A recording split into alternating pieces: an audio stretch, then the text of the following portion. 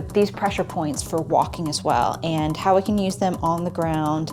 But before we actually start walking, I like to do it side by side, because that's where your balance is going to be better. And we can practice force through the balls of the feet pressing, and I want to see it visual. So we're going to lift the heel up as we come over. So watch this foot right here. We're going to lift, splay the toes, lift this heel, and I'm really just pressing through the balls. And what it's doing is it naturally shifts my weight to my opposite side.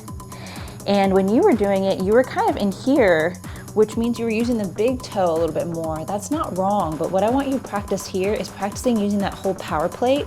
So what I had to do is I had to take your leg and kind of rotate it a little bit this way, and then I saw all of your toes like down like a power plate there, right?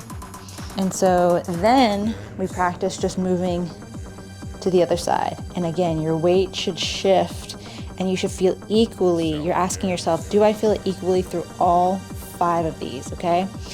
So then additionally, the other one we did was the balls and the tips. So step 1, we know how to do that.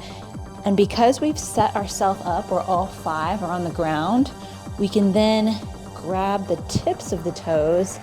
And because all 5 are on the ground, we can use more toes and toe strength of these outer toes without just relying on this.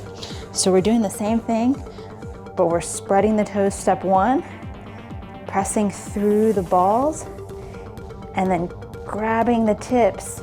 And as you can see, my pinky kind of lifts off, that's okay. But I want you to try to see if you can use all that strength in your toes. So then how we changed it over to walking was, we said, if we go more through the balls, it's almost like a bounding effect. So if I wanted to go super slow motion, I would step and my weight would be more on my back foot.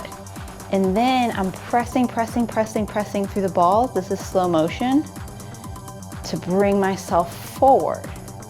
That's a little bit harder on the balance, but we can also walk where it's more of a bounding, where we're more, again, weight's on the back foot, and I'm kind of just pushing my body forward.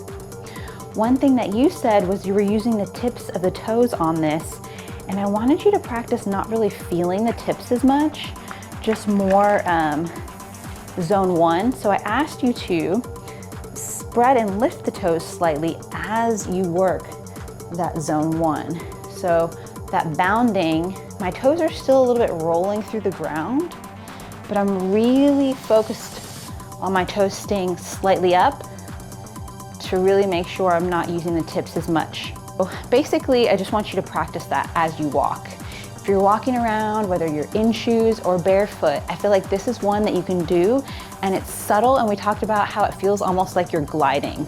So if I were to do it really subtly, it does kind of look like I'm gliding, but I'm just keeping my weight over the back foot more, and then my toes are slightly up to practice, and I'm really just pushing through zone 1. So if I do it faster, yeah, it becomes like kind of like a glide.